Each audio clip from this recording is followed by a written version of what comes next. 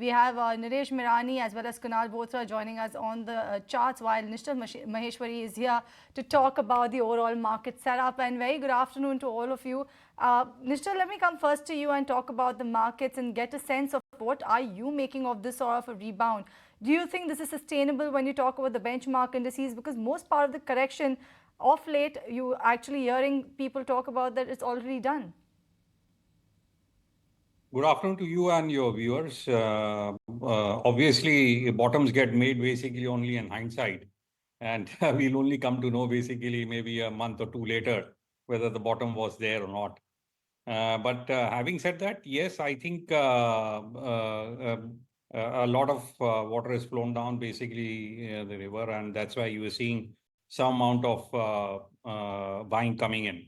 So if you really look at it, two or three good things have happened, especially on the Indian economy front. You have got interest rate cuts, you have got tax break basically coming through, and you have got government spending. All three of them have been positive in the last 1 month, last 2 or 3 months.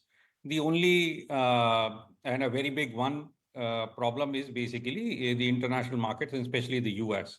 So that's why the market is a bit jittery as yet. Having said that, I think we are in for some amount of pullback as we are seeing at the moment. So that's the view coming in on overall market setup. Naresh, let me come to you. And what are you making of the way how the markets have behaved themselves today? Do you think that this is what we should start getting used to such sort of performance coming in from the markets now? So the base formation is on slow recovery towards 22,800 is what I would expect.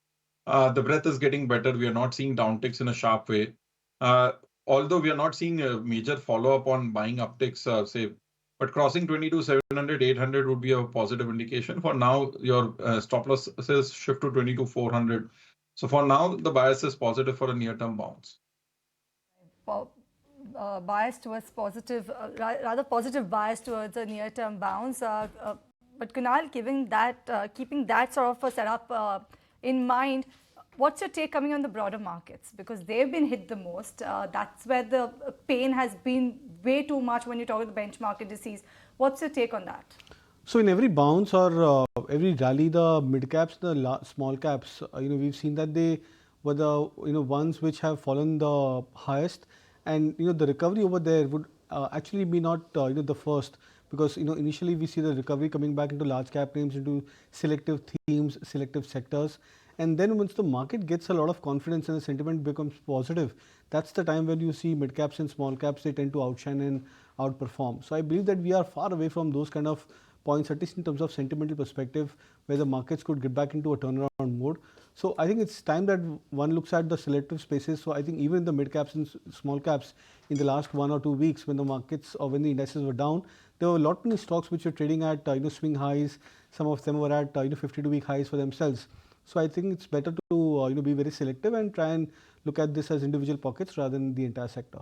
Nischal Maheshwari also joins us. Nischal, what's your gut call? I mean, do you think we have a durable trading bottom in place? I mean, it could be here, it could be 5% lower, but do you think this market has found its feet? That's a question for me, Nikunj. Sir, Nischal Maheshwari, good afternoon, sir. You don't recognize my voice these days. It's not so. I think there has been some break in the voice, and it's that's okay. You don't recognize. It's okay.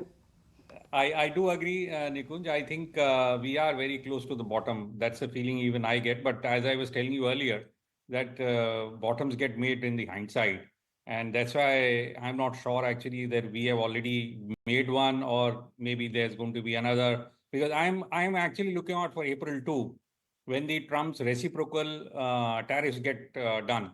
And that point in time, basically, you might get another a big fall, basically, for the reason that even India will be a part of those reciprocal tariffs. So I would want to wait out for this month of April, basically, because I think a lot of this dust is going to get settled in the month of April. And then I think basically one should be pretty confident, because otherwise, we really look at it, Indian economy is back on track. Government is doing very good on its part. Basically, the three steps which I had spoken earlier. So government is trying its best to basically revive the economy. But obviously, these three steps which the government has taken will show up in numbers in the second half of FY26. So that's why post-September, definitely the numbers on the economy side will be much better. Banks are looking really strong, really strong. Kunal, can I say I told you so? We discussed so. Everyone, we said bye. But I think today for a change, even the IT stocks have started to show signs of slight recovery. I think it's a very small recovery, and that's because the nature of the indices and the stocks over there were extremely oversold. Okay. Nischal, markets are down because earnings are down. Banks do well when earnings are up. So why are banks doing well when earnings are still low, economy is not bottoming out? We are still assuming that economy will do better. Last 2 years when economy was galloping, banks were not doing well.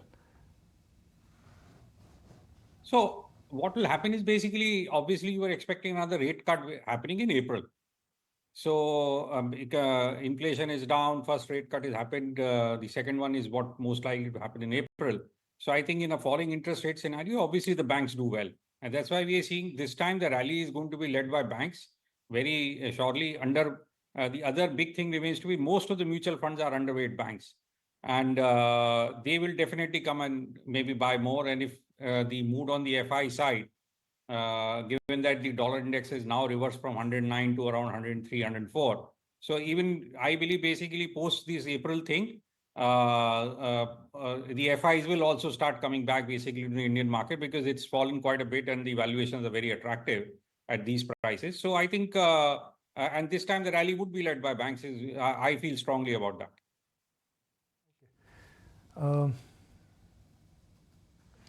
For me, this number is important. Imagine a scenario when FI buy for 3 days. What will happen? Yeah, it'll be okay. That could happen, right? It could happen. It may happen. See, the average number of FI selling, why am I saying buying, which was about 3,500 crore in the month of Feb, perhaps 3,500 crore in the month of Jan as well. Correct. Has come down to 1,500 crore. It's become half. Yeah. Now, mathematically, there is no one who can tell you that, oh, this number will be 1,000 plus or this number can go back to 4,000. I'm just putting dots together. That what troubled us if those spots are getting over. Yeah, the intensity of selling is dropping. I mean, everyone said why FI is selling dollars up. Why is FI selling? Why? Because money is moving into US tech stocks. Now, when both are down, then obviously it should reverse. But there's another graphic which we made, and which I think we'll spend a minute on this graphic, which is that if money is moving out of US, where will it move? Europe is rebound, China is tactical, India is structural. Now the color of the money is very different, even though FIs are FIs, but there are some ETFs who like to buy country. There are some hedge funds who like to buy tactical. There are some companies or some funds who like to buy structural.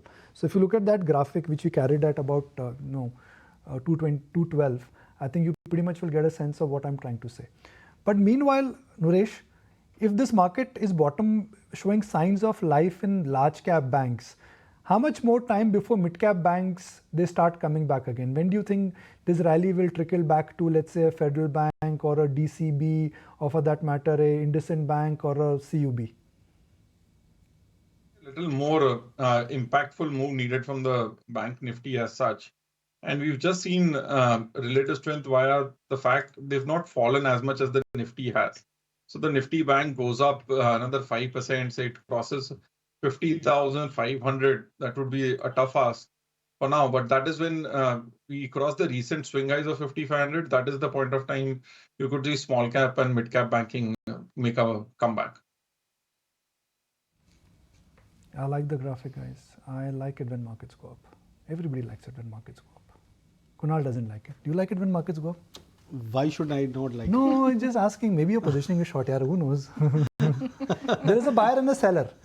Right? So every price there is a buyer and a seller. Correct. So every time markets go up, somebody feels bad that I've sold cheap. Every time markets goes down, somebody feels sad. So obviously I don't know which side to trade you right now, Arun. I'm on the positive side. Okay. Yes, ma'am. Nothing. I can see the smile on Kunal's face also saying that yes, I क्या am करा था in a long? Nifty positive long side. करा था, Bank Nifty long करा था. No, individual stocks. What did you buy? No, so I think Bajaj Finance, Finserv, that's the two names which you've been bullish on. Then we were also looked at, starting to look at Bharat Forge. That's something which is starting to look attractive in terms of the prices. Then you have, mid-cap names, not many mid-cap names which start to look attractive. There are a few of the stocks which I've been recommending over the last couple of days, like Home Distilleries, etc. These are the stocks which I've been bullish on. Good old Nischal Maheshwari. Feb trade deficit 14.5 versus 19.4. 14.5. Why? What's benefited us? Either imports have gone down, or it is $5 billion. That means because the economy has slowed down, or gold imports have come down, or something. Let's see. We'll check our tell our research team to tell us that why 19 has become 14. I think there was this whole gold base which must have kicked in. But trade deficit turning positive is always good news for India, always good news for currency, always good news for a lot of other sectors. Nischal, it's interesting that in this market comeback, and it's been a okay comeback from the lows, we've not seen Adani Groups participate, we've not seen Reliance participate, we've not seen Aditya Birla Group participate, we've not seen even Tata Group of stocks participating. It's only banks, that's it. Yes, I think so, basically, because banks were the only place where the valuations were having a lot of comfort. And as I was telling you earlier, most of the domestic mutual funds were underweight bank, and I believe they are still continue to be hugely underweight bank. I know some of the funds basically were against the benchmark of 40%, they are something like 25-30% kind of. So I'm saying the that way the underweight is quite big for the domestic guys. So I'm saying this is a good time, and they must be accumulating, because this is a very good time for them to now do this. Go back to that whole point that financials, let's also look at brokerages here. Let's also look at NBFCs here. Let's also look at capital goods names like, let's say, AMC stock, or HDFC AMC, Nippon AMC, UTI AMC. A lot of these stocks are actually listed right now. Naresh, is there a trade coming back in any of the non-banking financial stocks? One trade has been only in the gold financer names. That is one which we've seen a lot of strength. Other names, we keep seeing 1 day, 2 day moves. So something like an Aavas Financiers tried to make a breakout move. You are seeing a Repco Home Finance trying to make a base, or a LIC Housing Finance. Many of these names have not taken another leg down. So whether it is a L&T Finance, but we've not yet seen momentum come up. But there is a list of stocks which are close to making very tight ranges. So whether it is L&T Finance or AB Capital. So on radar, many of these names, once we see some momentum, they could see a larger bounce back. They've started making a 5% range. So NBFC as a space looks interesting. The larger ones, Muthoot, Bajaj have done well. The smaller ones could be on radar going forward. Okay. What has gone up in last 1 hour of trade? Can we show some stocks which have gone up in last 1 hour of trade, please? Let's look at some stocks. So Nifty has done nothing. I don't expect Nifty to do anything special. But you make a base, it's like saying that आप एक base बना रहे हो. And if you start making a base, the more base you make, the more solid, markets would start becoming. Trend, by the way, is having a good day. Bajaj Finserv is having a good day. So Nischal Maheshwari, if you have to shop right now, assuming that this market is still on offer, it may not be one pay, one free, but there's definitely a 20% discount, 30% discount. And if you add the power of compounding, you may get another, add the power of dividend, you get another 2-3%. Where would you like to shop in this market with a 3-year view? So obviously, I think banking is one of my favorites at the moment. So I would, I'm saying a good weightage goes to the banking. The other one which I would look at is rupee is at 87. And I think all the exporters are going to make good money out there. So both IT as well as pharma, I would be positive on both of them basically at these prices. I do not believe there's going to be serious tariffs coming on the pharma side, because US is anyway deficient, and Indian pharma is much cheaper than anything to be manufactured in the US. So I do not see much reason to be bothered about the pharma and IT sectors. So both of them definitely, IT has already fallen quite a bit. So these are the other two sectors I would look at. The other one which now I see a bigger trend now emerging is basically on the interest rate scenario. So I think once the interest rate one cut has happened, another cut is likely to happen in April. And if the inflation continues to be like that, I see another one or two more cuts in the current year. So I think interest rate sensitives are going to start doing well. So autos, housing finance, I think all these companies will start making sense. IndusInd Bank, Nischal bhai. I've asked a question about a bank which there are a lot of people who say no. There are a lot of people who say yes. So are you part of yes? Are you part of no? Because there is a very binary view in IndusInd Bank. You know, with IndusInd Bank, you have to either love it or hate it. I would avoid it, Nikunj. I don't think so. There is any reason to buy IndusInd because I think every other bank is so cheap. Why you want to actually get into a bank where there is still things are going to be known fully maybe in the next 2 quarters. So there is no reason for you to actually go out and do it. You have got an SBI basically, which is available at similar kind of valuations. And I'm saying Kotak Mahindra, HDFC Bank, and the smaller ones basically also Federal and all. I think there are a huge number of banks which are available at very reasonable valuation. So there is no reason for us to actually get into something where we are not clear as yet. Yeah, once we are very clear, basically that the problems are over, then I think one can go back and look at IndusInd again. Right. Kunal, I wanted to come to you. You did speak of the fact that Bharat Forge is something that you're liking right now. What about the entire auto pack? In that auto pack, one Bharat Forge being the auto ank is something that you like. But what about two-wheelers versus four-wheelers? Which one is looking good to you right now? So very selective over here. For example, M&M is the one which is looking strong. There are some bouts of recovery which we are anticipating in the likes of Escorts, for example. That stock over the last 1 week or 8-9 days to be precise, I think has been showing signs of a bullish RSI divergence. It's trading below the below all the key moving averages. That makes the trade a lot more potentially attractive. Then you have the likes of Bajaj Auto, Hero MotoCorp from the two-wheeler pack. These stocks have been huge underperformers. There's been like a 40% to 50% correction from these from the 52-week highs for these stocks, and then almost like a 7 or 8 consecutive month of price correction to these names. So we are looking out for points when there is bound to be a short covering mode into these names. That I believe could probably lead into at least a 5 to 10% swing upside into these stocks. Tata Motors is the one which is still struggling. But the stock seems to apparently have formed a short-term base around the 600 to 650 mark. So it's very, very stock specific over here. There's nothing which is emerging into the auto pack as more of a consensus trade, whether it's two-wheelers or four-wheelers.